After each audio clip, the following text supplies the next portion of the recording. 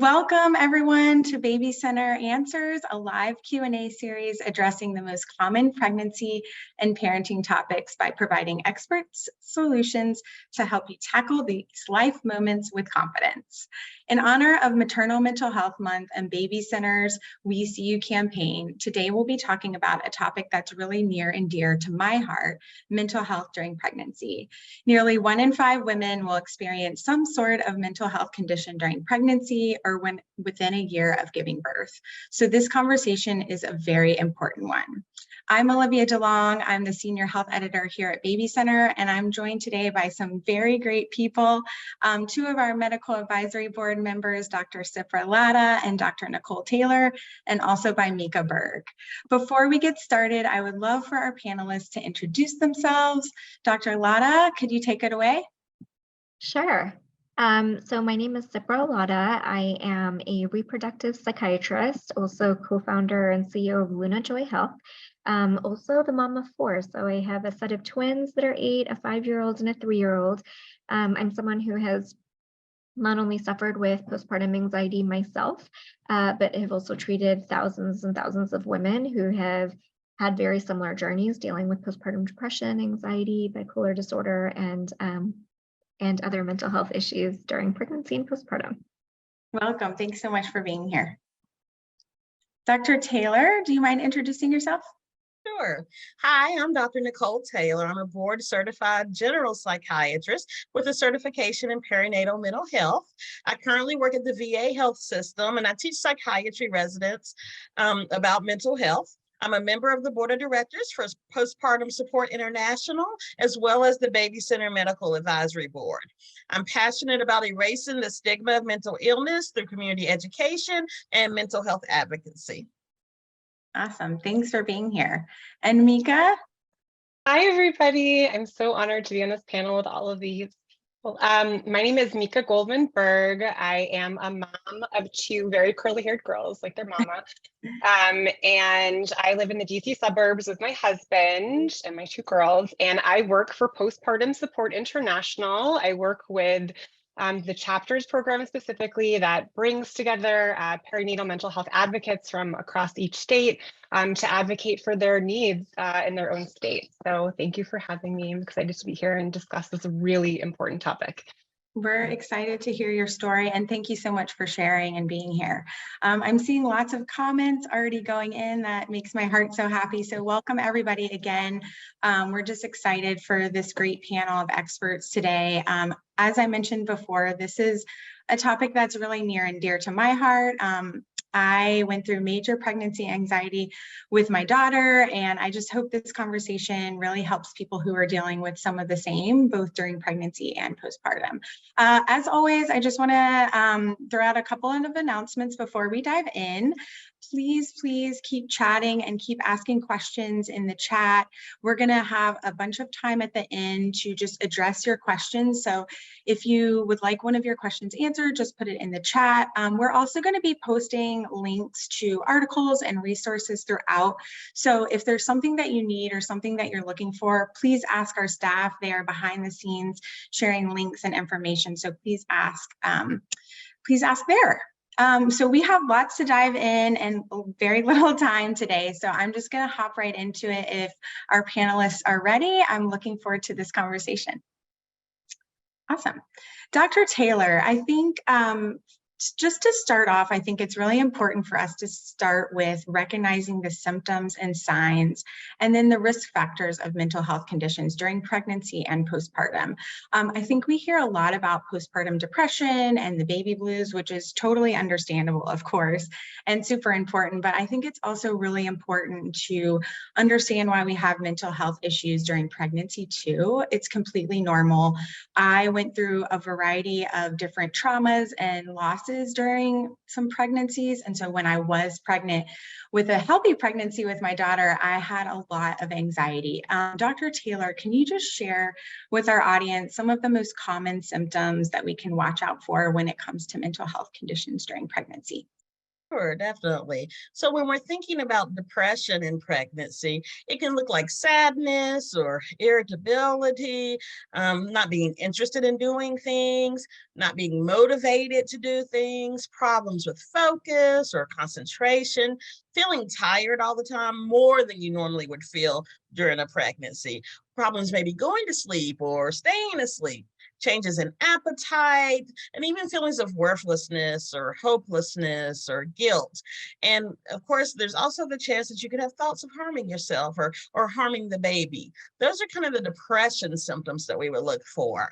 When we're thinking about anxiety in pregnancy, it can look a little different for everybody. There's generalized anxiety that's more like constant worrying, can't cut your mind off, racing thoughts, thinking too much, feeling like something bad is going to happen, although you might not be sure what it is. And then again, you could also have problems with going to sleep and waking up frequently, or even having anxiety-ridden type dreams. Often people feel restless or hyper, like they can't sit still. Some people experience what's called a panic attack. It's like when you get short of breath, dizzy, shaky, hot flashes. It can last anywhere from 5 or 10 minutes up to 15 or 20 minutes, but it feels like a heart attack and it can be really scary. Other people can have other physical symptoms like more headaches than usual, more stomach problems, nausea, sort of generalized aches and pains. Your body just doesn't feel good. And then we have specific types of anxiety disorders like OCD, where women might experience these very disturbing, intrusive, like repetitive thoughts of harming the baby. We call those obsessions. Or they may experience compulsive behaviors where they have to do something over and over again to prevent something bad from happening. And then women with a history of trauma may experience what's called PTSD, or post-traumatic stress disorder. That's where you relive the trauma through nightmares, flashbacks, intrusive thoughts, and you want to avoid anything that reminds you of the trauma. So you tend to be on guard, hypervigilant, and avoid everything that might trigger you. So depression and anxiety can look different for different people, but those are the main things that we would be looking for. Thank you. That's so helpful. Yeah, that PTSD explanation hit home for me, because definitely with those past traumas, you just think about all the things that could go wrong, and that can really start to,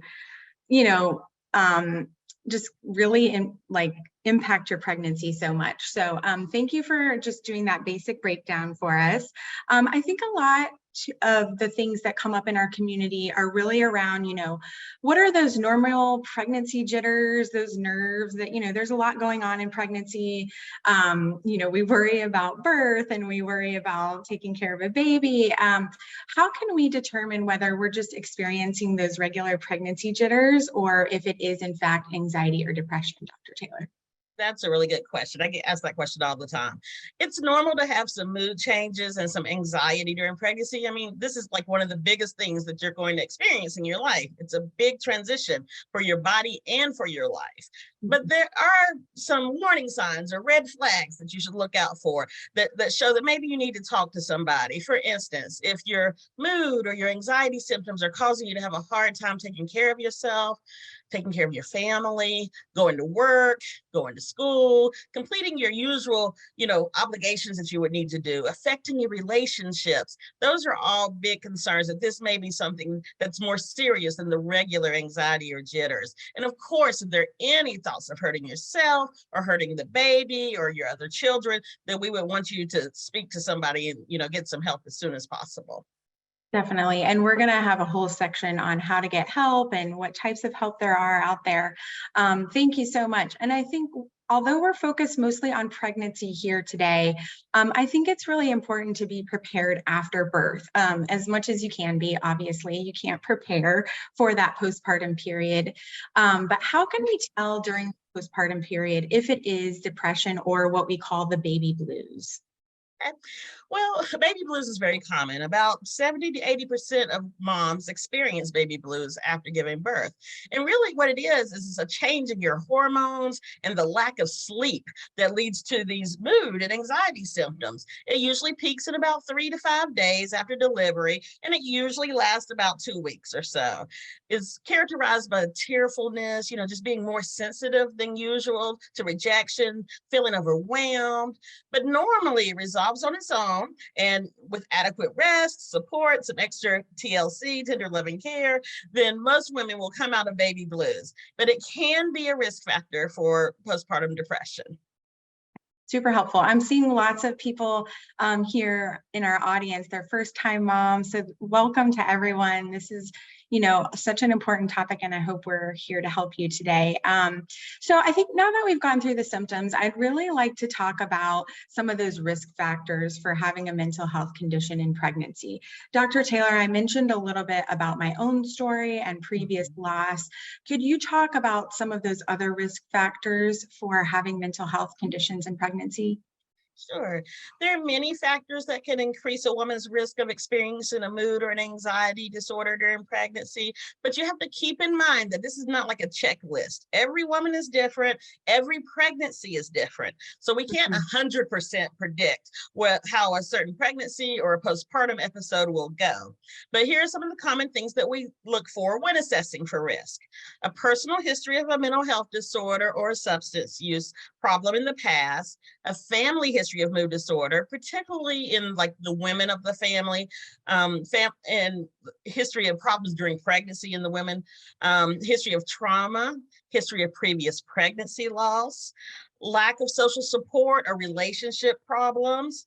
Obviously, if there's any medical complications during the pregnancy, that can lead to some depression and anxiety and other major life changes that happen during pregnancy, moving, having new jobs, etc. There are some populations of women that are at a higher risk of what we call perinatal mood and anxiety disorders. For instance, military moms, teen moms, moms of multiples. And then this is also probably a good place to kind of talk about some of the health disparities that we see in mental health in pregnancy. Some of you may be aware of the things that have been on the news recently, but African-American women in particular do have a higher rate of perinatal mood and anxiety disorders. Black mothers tend to suffer PMADs in silence and not get the help that they need. Compared to white women, Black women are twice as likely to have a maternal mental health condition, but about half as likely to receive treatment. Black women are also 2.5 to 3 times more likely to die from a pregnancy-related event than white women. So these statistics can be pretty scary, and there are a lot of theories about, what causes the differences in these health disparities. But the main thing is that women, particularly Black women, need to be aware of these health disparities. They need to educate themselves about depression and anxiety and mental health conditions and other medical complications that can happen in pregnancy and postpartum. And they need to speak up for themselves. If something doesn't feel right, then you got to say something or have somebody else that can help advocate for you, like a partner or a family member or a friend. And then it's really important to find a provider that you can trust. Historically, African-American communities have not been very trustworthy of healthcare and governmental facilities because of things that have happened. So it's even more of a concern for women of color to find someone that they can trust. And that could be, a medical provider, a midwife, a doula, somebody that they can get information from and talk to, and someone that can advocate on their behalf, just to try to even the playing field, if you would. Thank you so much. I'm so glad you brought up disparities. One follow-up question I just wanted to ask, would you say that, all of these statistics that we see out there can be very scary when it comes to pregnancy loss or mental health among Black women? Would you say that contributes to anxiety during pregnancy and postpartum? Yes, most definitely. I mean, we're all bombarded by constant information from the media, from social media, from everywhere. And sometimes that information is not correct. Sometimes it's skewed or distorted. So a lot of times people don't know what to believe, and they don't know, where to go get good information. And that's why I say it's really important to, find somebody that you trust, a good, reliable source for information. And honestly, if you feel like something's not right, you've got to speak up for yourself. You've got to ask the questions. Don't be afraid to put it out there, because you know yourself and your body better than anybody else. Mm-hmm. There really is so much information out there online and so much misinformation, and it's really hard, especially, first time mom, first time being pregnant, you're not sure where to turn. And that's one of the reasons why we do these types of events. Okay, so moving on, thank you so much, Dr. Taylor. That was a great baseline and breakdown for us. I want to get into Mikah's story here. I think many people go into pregnancy having experienced perinatal mood disorders, which can obviously bring an added layer of stress right into the pregnancy. Mikah, so thank you so much for joining us today so that you can walk us through a little bit about your personal experience on this topic. Can you tell us a little bit about your mental health journey? Sure, absolutely. Thanks so much for having me and discussing this vitally important topic. So I was diagnosed with bipolar disorder when I was 17. And it took a while to find the right cocktail of medications that worked for me. And it probably got figured out, I don't know, by the time I was 21, 22, I was pretty stable, had my medication in place. That's not to say that everything was perfect. It's kind of this lifelong process to kind of figure out how to manage an illness that will be with you forever, and have to be monitored. So I really learned, speaking to what both of you and Dr. Taylor were talking about, how to be a really strong self-advocate about what worked for me, what didn't work for me, what felt right, what didn't feel right, and then also realizing, where the kind of the medication piece of it ends and where I begin and what I needed to do for myself in terms of self-care. For me, I'm a really big swimmer. So that's part of my weekly schedule about where I carve off time to swim and for self-care. Also sleep, making sure that my sleep schedule is pretty actually rigid, especially in different times of the year.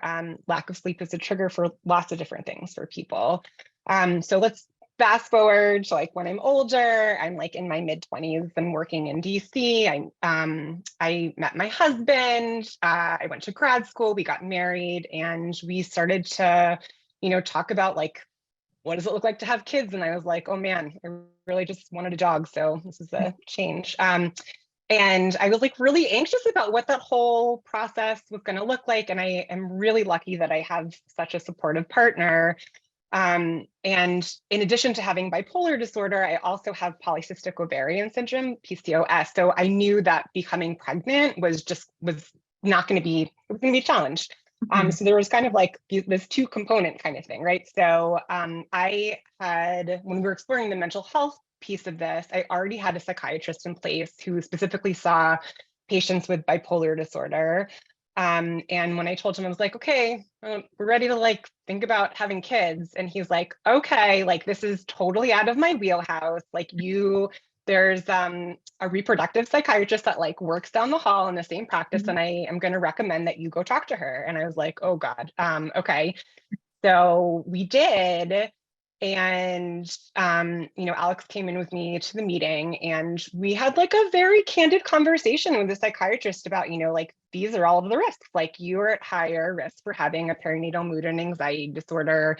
She was specifically concerned about postpartum psychosis, among other things, but that was the one that she flagged for me. And, she was like, we will have a plan in place, and hopefully not have to use it, but you need to have a plan in place in terms of who are your support systems, who is the therapist, you need to have a meal train set up, let's talk about what medications you can take, what medications are not going to work postpartum, let's talk about breastfeeding, let's talk about sleep. We really came up with a very strong plan.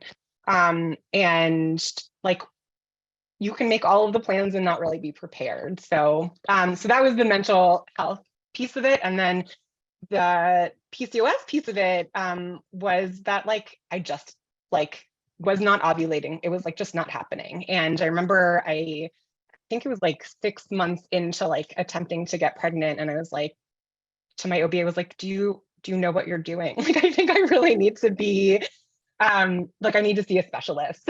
And he was like, all right, I hear you. And he bumped me out probably earlier than what was normally recommended to see a fertility specialist. And that was like a whole other process where like, there's like intake, they do lots of different testing. It is like a full-time job, just even going through the testing. And they were like, yeah, you're not ovulating. And I'm like, I know.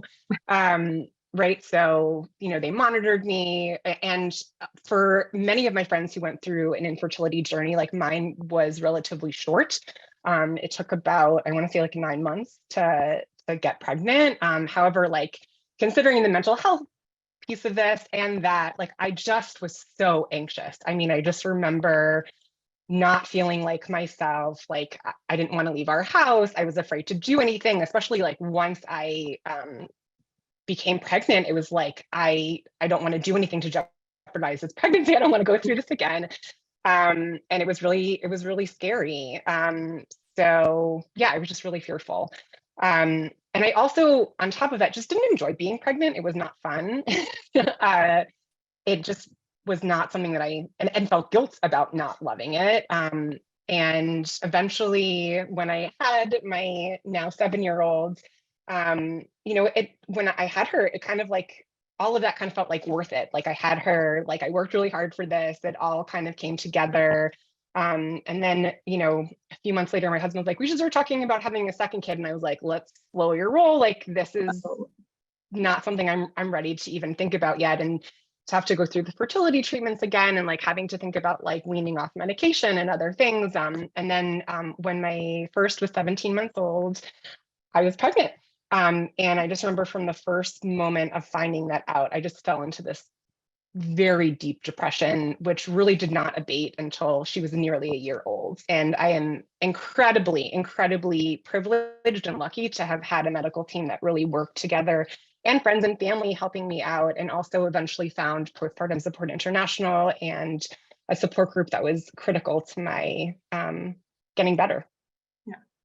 Thank you so much for sharing that. You brought up a really important point, I think, about the guilt that we can feel when we have anxiety or we're, you know, we feel like it's a challenging time during pregnancy, and that guilt that we're not just totally elated all the time and happy. And I think that really plays into, then you just kind of get down even more of a rabbit hole of anxiety and depression. And so I think that's a really important point to bring up. And we can talk about the ways that some of the things that you did that will help, that helped. But I think, thank you again for sharing your story. I know, and being vulnerable. And I know that, you know, I share my story as well, and in hopes that if it helps just one person, you know, yes, I'm happy. 1,000%. Yeah. Yeah. So I think that, you know, is there anything you can't prepare, like we've talked about before? You absolutely cannot prepare what's to come. But is there anything that you did as you were managing your disorder and as you were going through your 2 pregnancies and even in the postpartum periods? Can you walk us through like some of the things that helped you, or what you would say to moms kind of in a similar boat? Yeah, sure. I mean, right. Like, as we talked about, I wish there were like, these are the 3 things you can do to make sure like you're going to be totally fine. Unfortunately, that's not the case. Right. So like, I think knowing your family's medical history is a huge piece to this. Like with the power of knowledge, like you really can help prepare yourself and set yourself up for success. And that's like a key piece to it, right? So, you know, what is your family history? How have you had anything previously, you know, to make sure and setting up your support systems, like who's the friend that's going to check in on me this week, you know, someone like, or setting up a meal train. I mean, one of our PSI trainers said, you know, they even suggest moms put like an ice box outside where people can just drop stuff for meals, which I really like that idea. We didn't do that, but if I had to do this again, I would. And I mean, for me, moving my body is a really big thing for me. So swimming was a critical part of like making sure that my mental health was in check, sleep, making sure that my sleep was blocked off, and just really like listening to your body and listening to what you need, and making sure that you have your support systems. I really think are like the best things that you can do, and knowing what resources you have available. Totally. I absolutely agree with all of those tips. Sleep. I love that you keep bringing up sleep because we all definitely need more of it, and it plays into so much of our daily life. Thank you, Mikah, so much for sharing your story and your tips. And I'm looking forward to hearing some more about the resources that you used later on. Dr. Laddha, I would love for us to start diving into these ways and strategies to keep our mental health in check during pregnancy and beyond. Again, you cannot always prepare for pregnancy prior to pregnancy, but can you walk us through both for women that have, PMADs going into pregnancy, but also that develop them because of pregnancy loss or something like that during pregnancy? Do you have any general best practice mental health tips? Oh, you're on mute. Here we go. I was going to say I do. So a number of things that I typically think about in terms of preventing PMADs, or at least reducing some of the difficulties that can ensue. I will say it now so we get it out of the way. Sleep is the number one thing that I think about. So making sure that you're getting at least 5 hours of chunk sleep. And I know that it can be really hard and difficult when you're uncomfortable during a pregnancy or when you're waking up to nurse, but really prioritizing that in any way that needs to happen.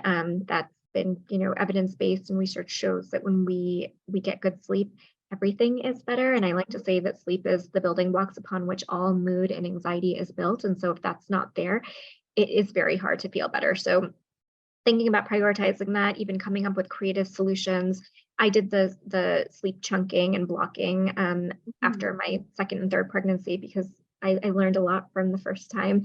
And so just really even coming up with a schedule where I wrote down, like, these are the hours that I'm going to be sleeping. These are the hours that someone else is going to be responsible for anything and everything else that happens in the house or with the baby.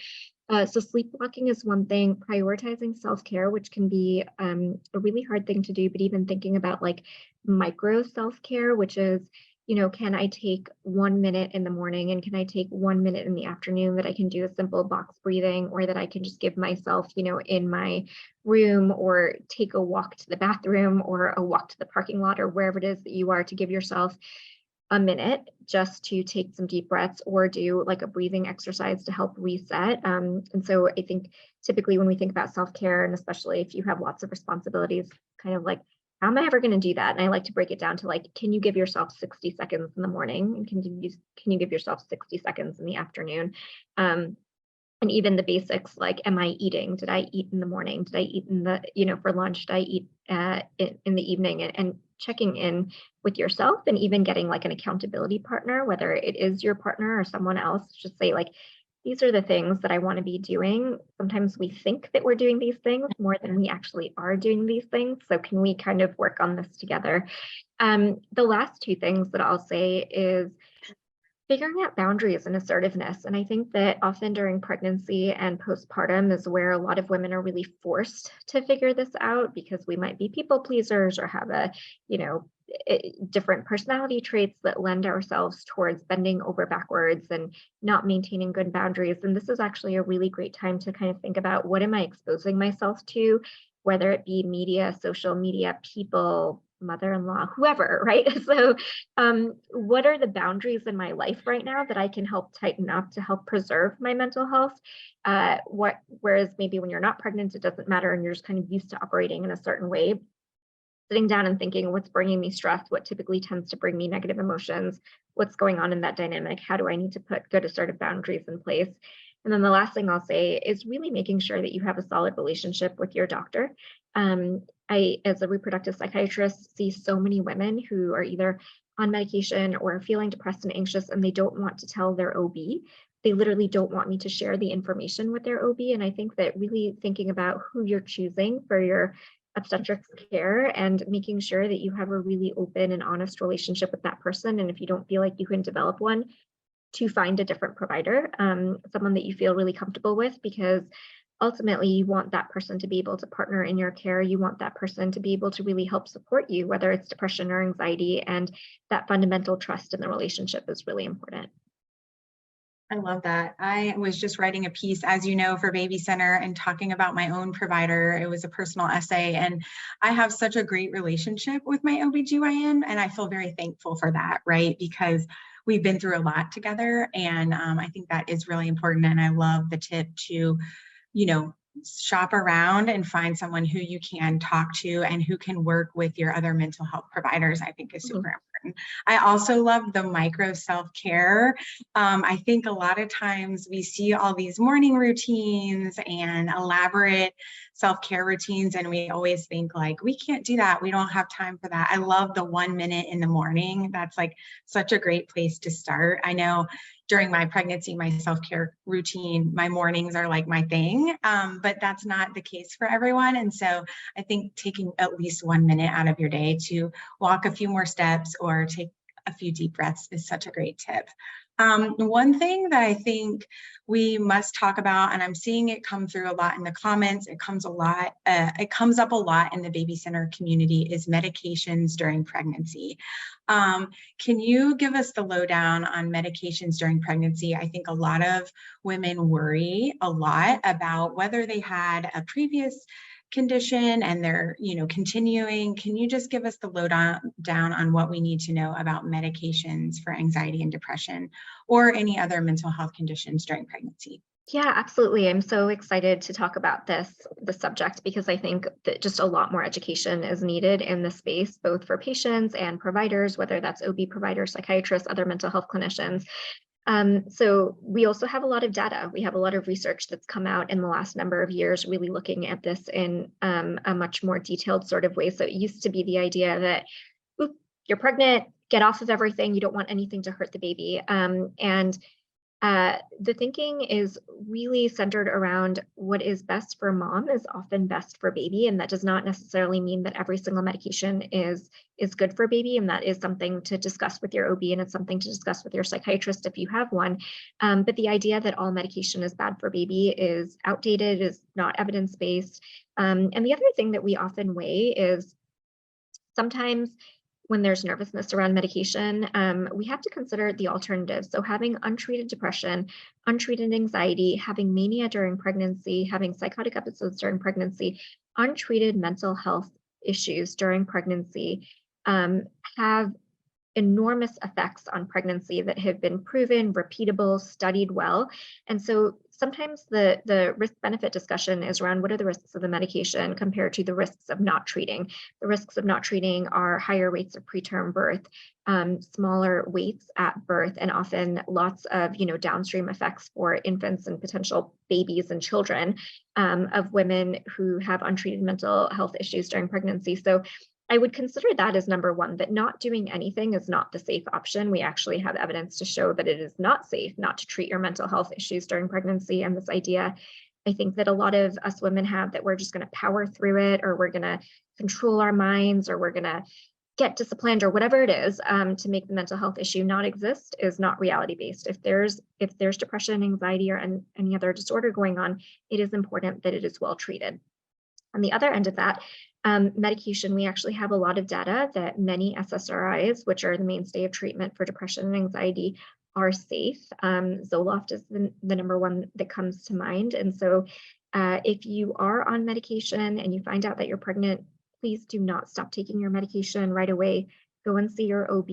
If your OB is not terribly knowledgeable about mental health and seems a little nervous, find a psychiatrist, because the number one most powerful thing that you can do for yourself is make a really informed decision around medication and pregnancy.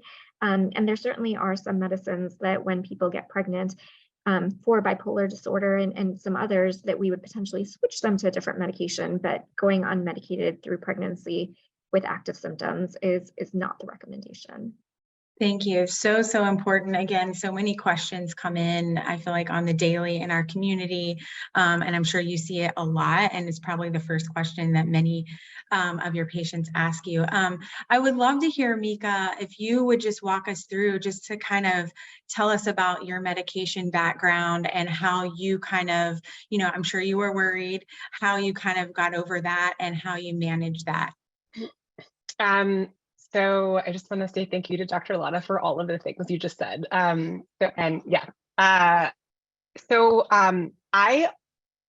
came into this already having like a medication regimen and was terrified of that changing it all because it took like about 5 years to figure that out, like what really worked for me. So when we went in to talk to my reproductive psychiatrist, she said, my main mood stabilizer is fine. My sleep meds were not. I had to get off of those, which was like a very scary thing for me because sleep is such a trigger for me for mania. So I think I was already comfortable with the idea of having to stay or be on medication while pregnant. I did have questions about, the safety and she said exactly what Dr. Laddha said, so that is nice to know. So I don't think there was like a lot of, I think the hardest part was the sleep piece at first. And I actually because I have PCOS, I had an endocrinologist. I also was so anxious. My blood pressure was like through the roof. They were like, maybe you have preeclampsia. I didn't. I was just like really anxious. So I ended up working with the high risk OB in the office. So all of like my psychiatrist, the high risk OB and the endocrinologist all worked together. And they were like, okay, like we need to make sure she's sleeping. We need to make sure her endocrine system is like working. We need to make sure her mental health is okay. So I really had a lot of support figuring that out. And at one point, with my first pregnancy, I had gotten off my sleep medication and was getting like into the hypomanic kind of phase. Which is not a great place for me to be. And, the high risk OB was like, you just have to sleep. Like that's the priority here is we need to get you to sleep. So, my girls, they're 7 and 5 and they're beautiful and fine. And I love being a mom. This period was really difficult for me and, they're okay.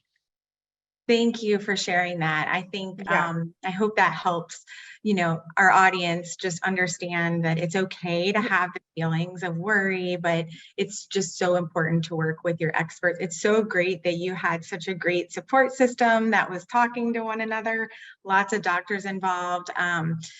I want to also talk, Dr. Laddha, about for women who feel like they need it. So we've talked about medications.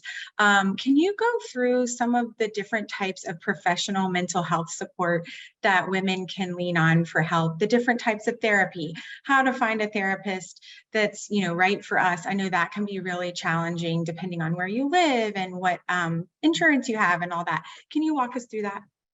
Sure. Yeah, that can be a daunting task to kind of figure out the mental health system and to figure out how to get support and care, especially because there are some differences, I think, with the mental health system as compared to the medical system in terms of insurance coverage and in-network and out-of-network and the different types of interventions. And so, there's medication management, and that can be done by a psychiatrist, particularly a reproductive psychiatrist during pregnancy. Often, a general psychiatrist will be able to say whether or not they have kind of comfort in that area, or someone who works with a psychiatrist like a PA or an NP. And on the therapy level, there's lots of different kinds of therapy. The good news is, before I delve into it, is that the number one indicator of a good response in therapy is actually not what type of therapy is utilized, but that you feel good and comfortable with your therapist. And so finding someone who you feel like is there, is listening, understands you is the most important thing compared to the actual nitty-gritty of what's happening in session.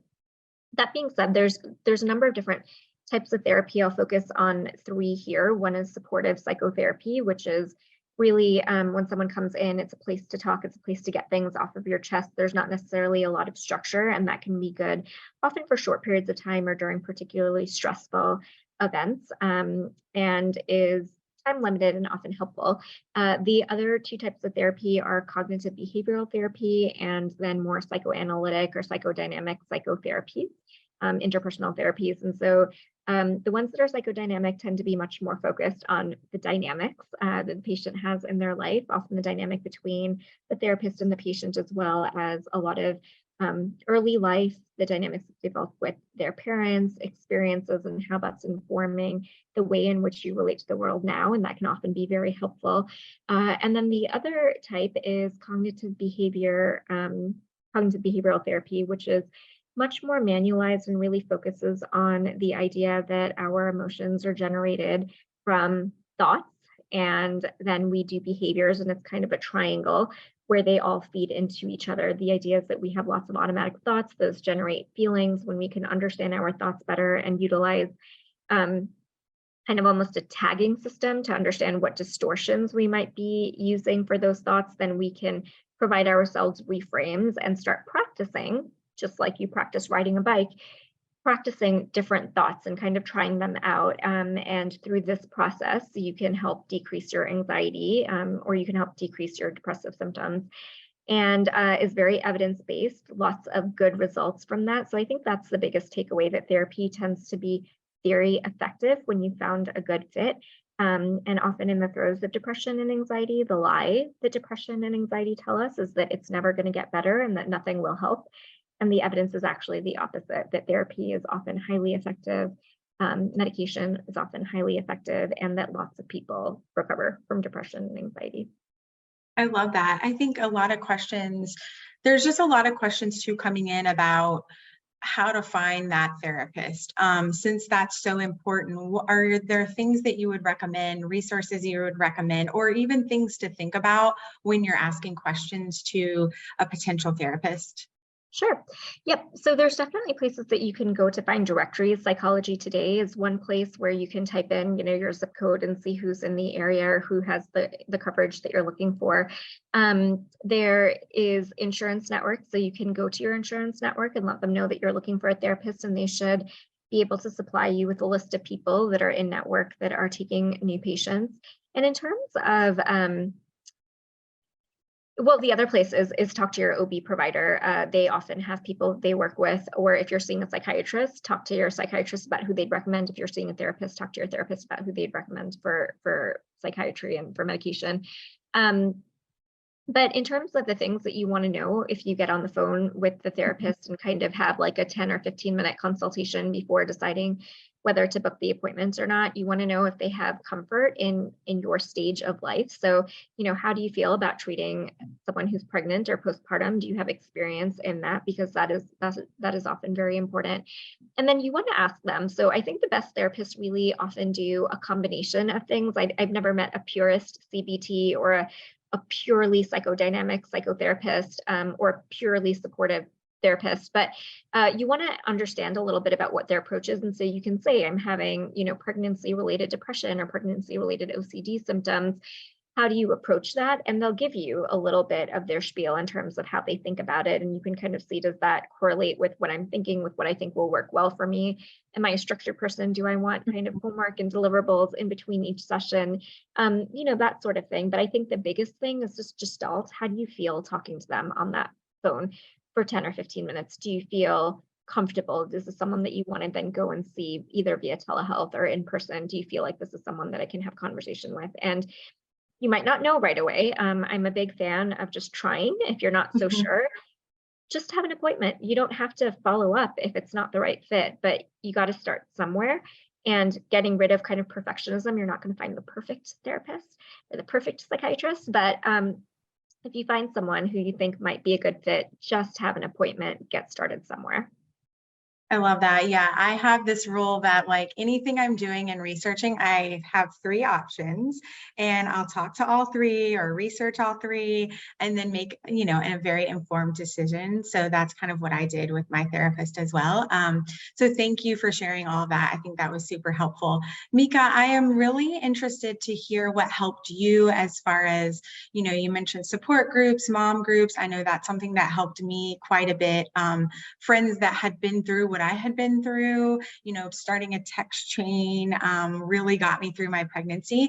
Can you talk about some of those groups that helped you, or just some practices that helped you? Sure, absolutely. So after I delivered my second kid, I came home and my husband was like, because we had like a 2-year-old and now a newborn, and my mom was like, Mikah does not seem like she's doing okay. And he found a peer support group for perinatal mood and anxiety disorders, and my OB was like, I'm not sure if that's okay. We ended up sending the group to my psychiatrist, who gave the group leader a call, and she was like, you should definitely go to this group. I think it would be helpful. And that really changed how things were going for me, because I did have this huge support network. I had a therapist. I also want to say that Postpartum Support International does have a directory of therapists and other people that are specialized in perinatal mental health, and you can see who's in your state who takes that insurance. So that's a helpful tool that I was not aware of when I was going through this. But finding a support group that dealt with perinatal mood and anxiety disorders was really, really helpful. The leader of the group was also having trouble had trouble bonding with her baby, which is what happened with me with my second daughter. So just having somebody looking at you with knowing eyes, having that support that's like, you are not alone. Like, we all know how prevalent this is. We don't talk about it in every day, but like, this is a really prevalent thing. You're just not alone. You're 1 in 5, and making it destigmatized, making it normal to talk about this. And that was incredibly helpful. And in fact, I then became a peer mentor at Postpartum Support International, where I worked one-on-one with different women. And then also became a facilitator for the bipolar support group, which was also very helpful. It was just, I had never been in that kind of support space before. And it was really great to be able to be in that space as a facilitator as well. So. That's awesome. It's so great to hear. And again, I think that support, we've all talked about it, is the #1 thing that you can do during these periods of life. So I can't believe that we've got like 13 minutes left here. This has been wonderful information. Thank you guys so much. I would love to do like a rapid fire style Q&A. We mentioned we were going to be taking questions, and there's tons of questions coming in. So I would love to open it up if the panelists are all good with that. If we just have some questions, we love to answer the audience questions, and I hope that we can get to as many as we can. The first question that I think is super important to address, and I think Dr. Taylor, I'd love if you could take this one, about some of the ways we can break some of the stigmas that exist around mental health. We've all mentioned it today. Can you walk us through that? Yes, definitely. So the first thing is we've got to start talking about it with the other women in our lives. I mean, you may not have a perinatal mood and anxiety disorder, but your friend, your sister, your mother, your aunt, your cousin, I mean, somebody in your circle, 1 in 5 is going to be experiencing this. So we need to start sharing our stories. We need to start coming to things like this where we can learn more information. And on the other side, providers like myself, we're training them through PSI to ask the questions, to do the screening, to make it a normal part of your exam. Just like we check your blood pressure, we should be checking your mood and your anxiety. So it's on both sides of the desk, really, where we need to be talking about these things, normalizing it, because if people don't know, then they can't get the help they need. Great, thank you. One question that I'm really loving to see in here is, are there resources available for men as well? Mikah, do you have any to share for that? Yes, Dr. Taylor can also chime in. So PSI has a whole resource bank for men. There's a support group for dads. There's a specialized coordinator for dads. Yes, so there are resources for dads. There's also a directory for people. A specialized coordinator would be able to connect somebody with a psychiatrist or therapist that would be helpful with working with dads. One of the board members that Dr. Taylor works with as part of PSI is a dad that dealt with a PMAD. So yes, there are resources for dads. I think we're sharing some links in here too. So great. Helps. Yes, awesome. I just want to jump in and say it's 1 in 10 dads that experience yeah. postpartum paternal depression. So dads get postpartum depression too. So PSI is a great resource. We have groups for everybody and everything, but there's a whole section for dads, partners, and for male support people to be able to get help, chat with experts, etc. So that's a really good place to look for things. Awesome. Okay, Dr. Laddha, I think I have one for you. Can you develop postpartum depression when stopping breastfeeding? So this is for postpartum. Yep, absolutely. You can really develop postpartum depression at any point after delivery. And I actually hate that we call it postpartum, because you can develop depression during pregnancy, and having pregnancy during depression makes you more likely to continue to have pregnancy in the postpartum period. But when you stop breastfeeding, there is a huge fluctuation in hormones that kind of shift from helping you produce milk to down regulating that. And just even that shift in hormones can, anytime there's a shift in hormone, it's a little bit of a vulnerable time. So shift in hormone can trigger an onset of a depressive episode, or can make just underlying depression that was already there, low level, really feel worse and heighten it. So it's possible to develop depression at that point, yes. Okay, thank you. This question, and I've seen quite a few questions come in about miscarriage, and I just want to say to the people experiencing miscarriages in this audience, our hearts go out to you. Some of us have been there, sending you lots of love, but there's lots of questions coming in about being pregnant with your rainbow baby, and how to kind of calm the nerves. And I spoke a little bit about my exact journey with that. Do one of you guys want to go for, explaining what we can do if we've been through previous losses or, chemical pregnancies, those types of things?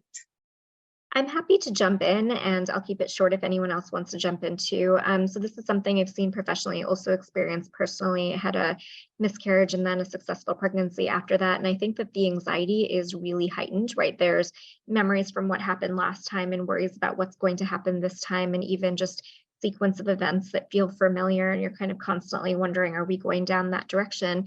I think what can be really helpful is keeping this idea of mindfulness as front and center, and the way that we can quickly channel mindfulness. I mean, it's a whole practice. There's lots of things to think about around it, but what do I know in this moment? Kind of bringing yourself back to, in this moment, I'm carrying a healthy baby. In this moment, I'm pregnant. In this moment, everything is okay.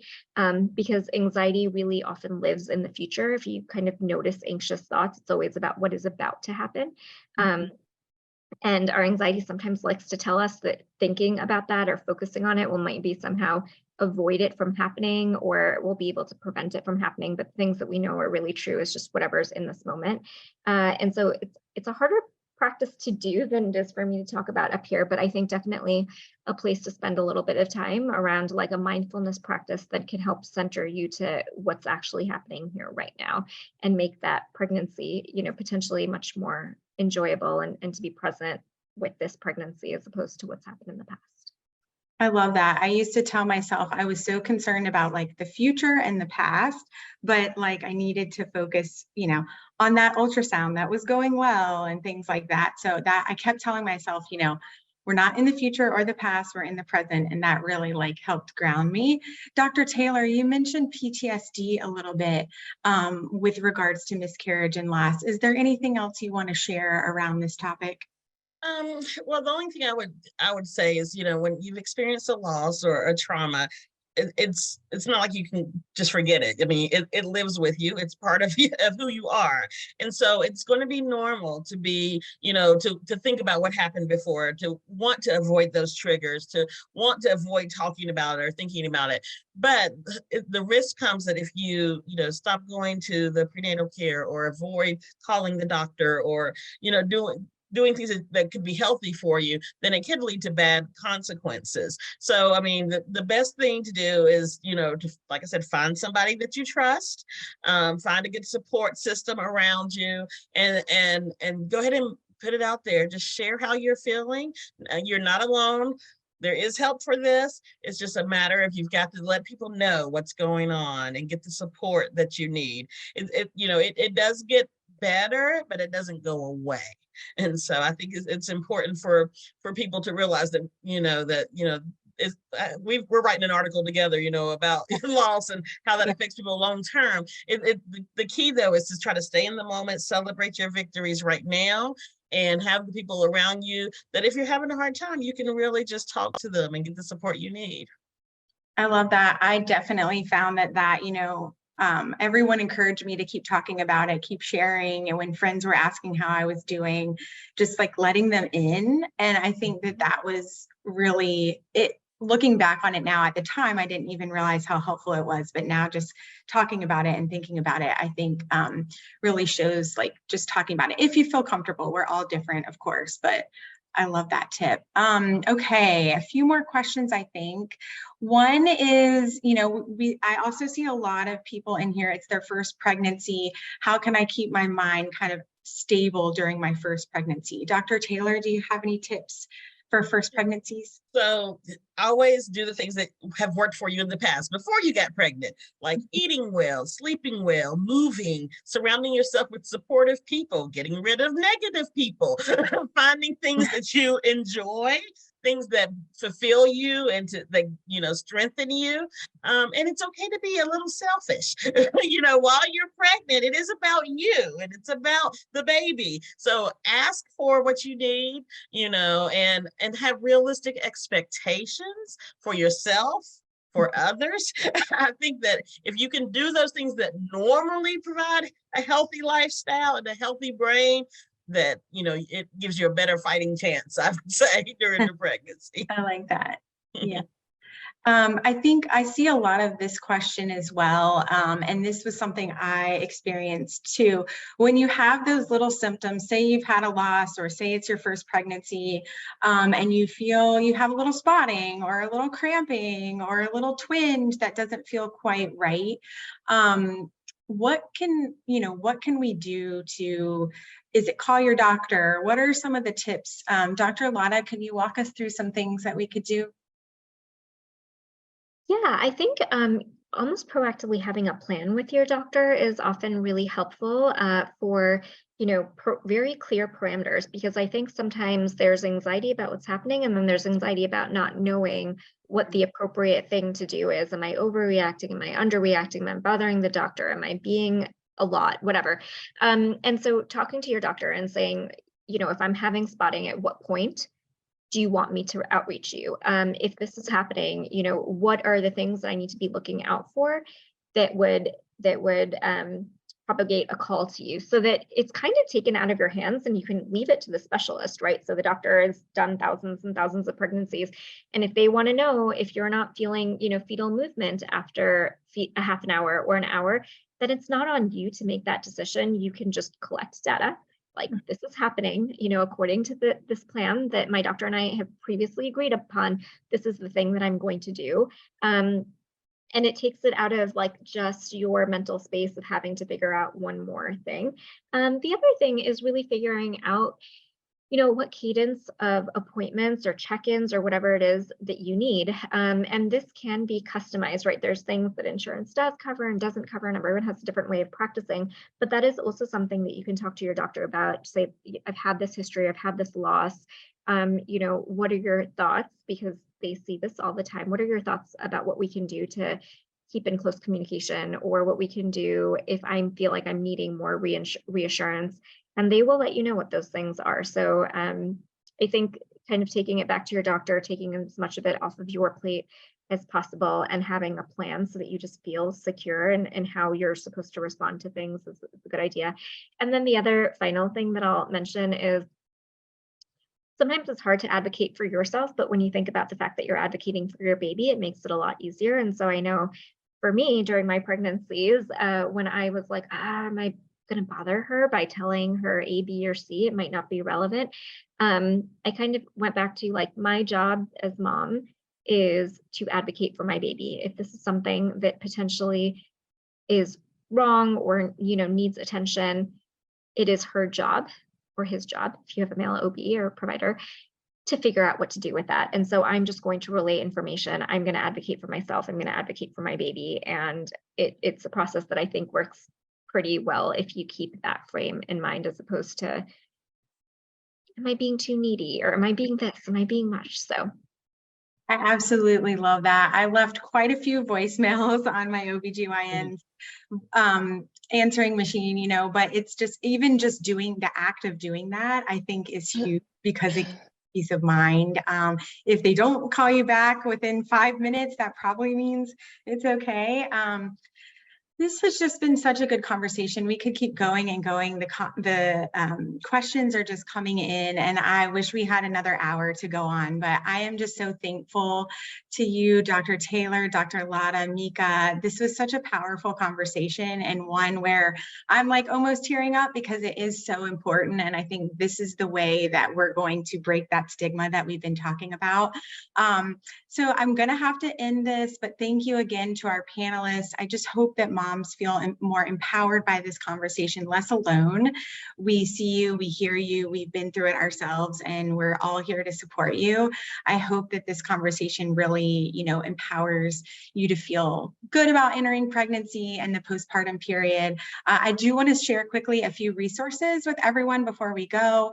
All of our panelists have shared their top resources, so I'm going to share those here, and they've been shared in the chat throughout the webinar. But of course, BabyCenter, we're always here for you.